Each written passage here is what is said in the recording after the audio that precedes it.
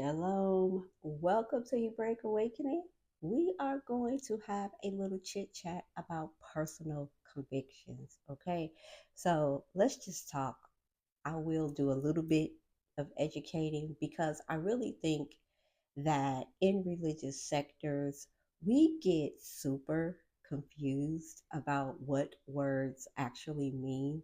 And when we get over to our faith, we change up words to fit what we want them to mean. So, we are going to talk about personal convictions. We're going to talk about preferences and how they are not biblical doctrine. All right. So, halakha. Halakha is a word in the Hebrew that stands for walk. So, that is closely tied to your personal convictions, how you walk out righteousness, how you choose to personally walk out righteousness. I always teach that the Most High has his own personal Torah set of instructions just for you. Now, we have universal doctrine, all right, that is meant for the community, for the government, and so on. So, let's talk about that for a moment. So, what are personal convictions? And I'm going to be reading my little notes because I'm old school, all right? And I write stuff down on the paper, all right? So, leave me alone. Individual standards. This is what is considered, you know, personal convictions. What you believe or feel is true versus what is universally true. It is very subjective, all right, versus being objective. We'll talk about the differences.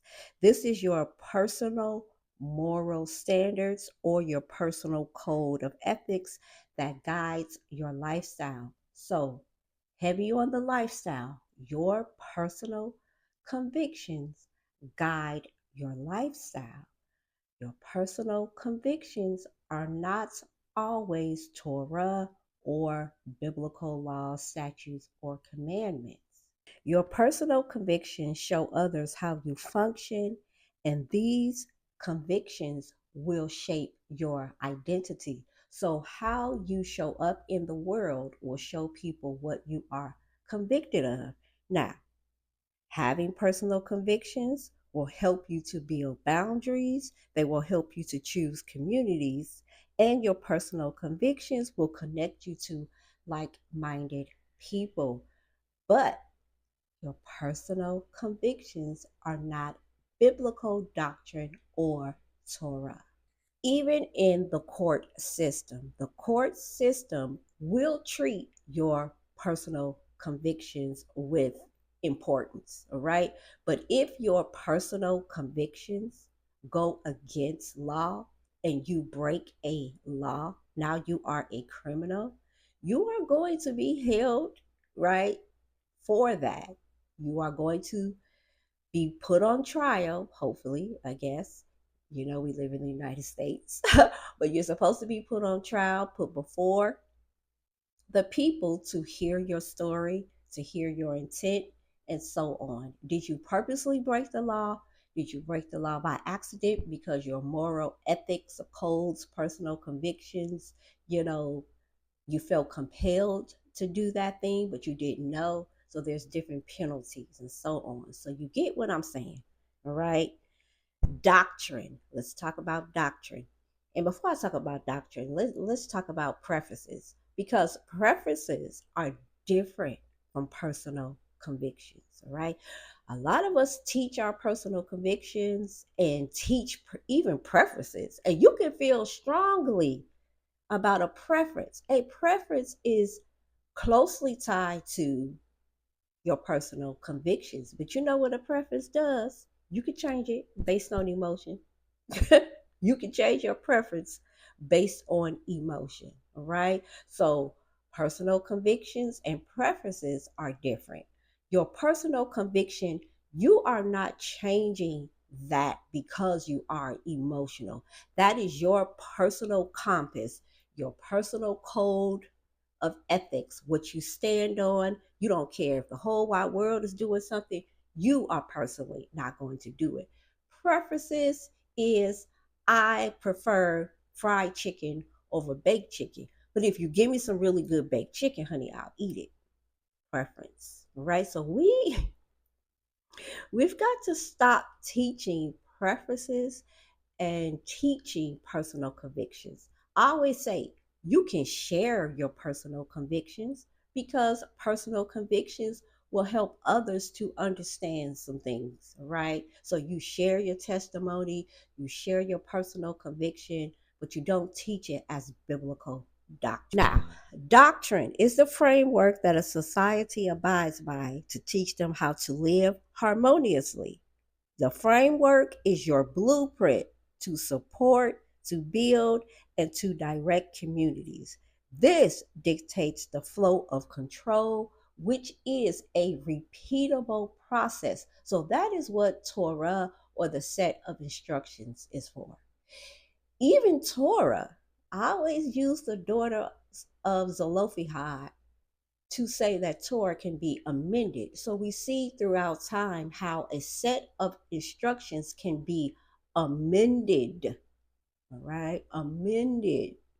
Right. So we don't necessarily do away, and that's a whole nother topic. Do we just do away with everything in the Bible? Things are fulfilled. That's different than being done away. Like the law is done away with. That is not correct biblical terminology. That it's just not correct. We have things that are fulfilled because prophetically they were said to be. But that's another topic. Let's stay on topic. All right. Gray areas. Right. So there are gray areas in biblical doctrine. What do we do about the gray area? So, for example, right now, you see, I got on spaghetti straps. My arms is out, right? Now, I got on a dress, but what if this was pants, right? Okay, so I wear a lot of dresses, not because it is my personal conviction. I wear dresses because it's a preference. I have my arms out because it's hot.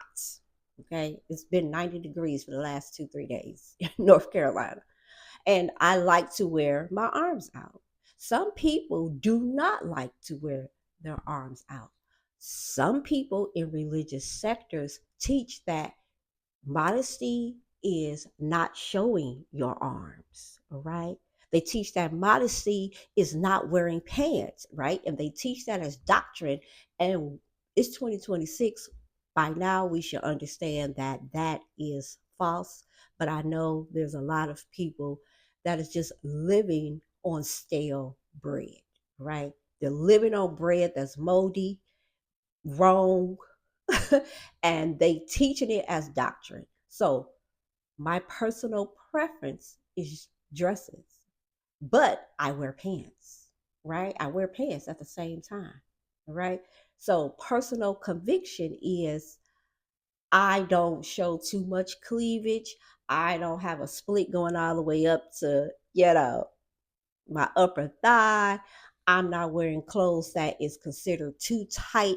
Those are my personal convictions. All right. Y'all see where we going. And so you will teach your personal convictions having your arms out, and you can't go in the sanctuary unless you have your head covered. That is a conviction. That's a cultural thing, but we will teach it as doctrine because we see it in scripture and we don't understand the context of when something is being said, especially when we get to the renewed covenant, the Brit Hadashah, the letters, and the gospel account. I'm like, sweetie, those are letters. That is not that's not biblical doctrine. None of them in the New Testament was teaching out of the New Testament. I mean, critical thinking. So let's talk about that. Gray areas. All right. So what do we do in gray areas? We should rely on the system to interpret or discern an outcome. All right. We should prioritize the well-being of others. We should rely on our personal experiences. So those of us that have to help somebody that comes to us with a problem, but when we look in Torah, there is an ambiguous area, right, where the law is not really saying cut and clear what you should do, right? When you come to counsel, your counsel should rely on personal experience that gave a favorable outcome to that problem. We need to evaluate the intent of what is going on. We need to weigh consequences, all right? We have to have counsel that is rooted in critical thinking and wisdom. So when you go to Torah, or when you go to a person or people and you say, this is the problem, I need answers, this is the kind of framework that we should give an answer to, right? Like King Shlomo in the Bible, when the women came and he was gonna chop that baby in half. And I know that's a bit extreme, but that's what I'm talking about. Like counsel, critical thinking, doing things where the Torah is gray in that area and there's not a cut or dry answer. And so you have to have good counsel in wisdom and critical thinking, which we lack. And I talk about how trauma just shrinks our brain, keeps us from learning, and keeps us from being critical thinkers. And it doesn't help for those of us who live in North America that they refuse to really teach critical thinking at a young age. All right. So when you take this understanding into your life and now you can see objectively, you're not being subjective, right? So when I am choosing, okay, to watch a movie, let's just talk about it because I come from Pentecostal apostolic where everything was the devil. I mean, everything is the devil. And it has crept over into even the Hebrew roots messianic movement where everything is the devil. Now, personally, when I weigh my options on what I'm going to watch, it's based on me, my personal experiences, right? My past experience. And if I'm going to watch what we call a scary movie or a horror show. Now, when back in the day, I did not watch them because they said we could. And I was scary anyway because I had a lot of vivid dreams. All right. I had a lot of stuff going on. I talk about my testimony sometimes in witchcraft and how the church was teaching witchcraft and Louisiana magic, all of that. So I was scary.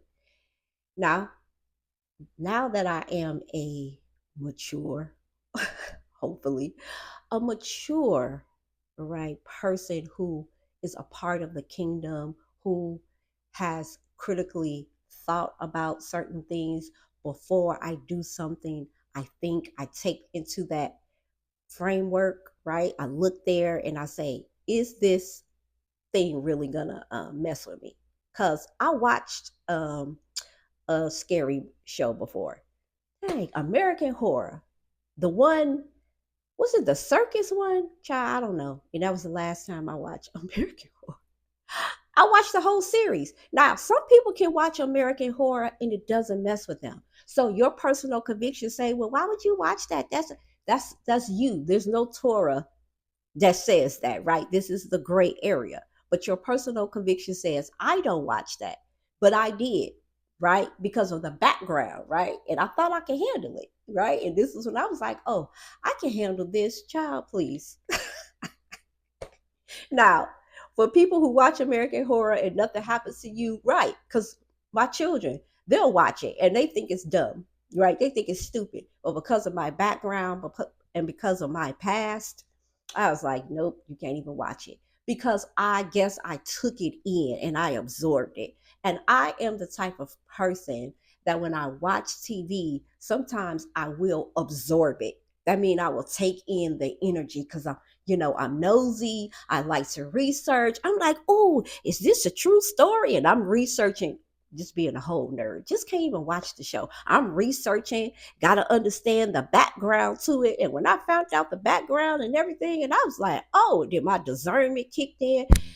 It was a whole mess. And after that series, honey, I was spiritually sick, like sick to my stomach, like super sick. And I know some people might think I'm being dramatic, but I was sick to my stomach. I had to have a whole deliverance thing privately. I didn't go to nobody. Oh, I watched the American Horror Show. Can you please help deliver me? No, I personally did not do that. I sat in my room and I told the Most High, I am so sorry because I don't feel well. I took all of that energy in and I wasn't supposed to. And I was just throwing up. And when I threw up, and I told the Most High, okay, I won't be doing that again. I felt better and I just didn't watch the show. It's as simple as that. That's a personal conviction. That's a personal experience. That is not doctrine. You can argue that it is, but we don't see that. We see wisdom in the Bible that says, you know, be careful about what you're looking at, right? We can pull that out of the text, but is it doctrine, right? And when people start pulling up scriptures, 99% of the time, people are pulling up scriptures out of context to fit their personal conviction. And we can't do that. The only thing we can do is say, that is law, that is a statute, that is a commandment. But right here, it's gray. So proceed with caution. What you can do, I cannot do. What I cannot do, you can do. So stop teaching your personal convictions. We can't even go see the Michael Jackson movie because everybody in the church want to talk. It's so silly. Just be quiet. You don't want to go see Michael Jackson because everything is a sin, then don't go see Michael Jackson. Okay? Sit at home and be approved. Because most of us who are super religious, your jaw's tight, your love life sucks. That's why you walk around mad all the time. You know, loosen up. Enjoy the life that Yahweh has given you within the framework, of our biblical instruction and use wisdom. Let me wrap this up because my storage is full. My phone cut off. But I hope you heard me. I hope you understand the differences between preference, personal conviction, and biblical doctrine. Don't teach your personal convictions, they are for you.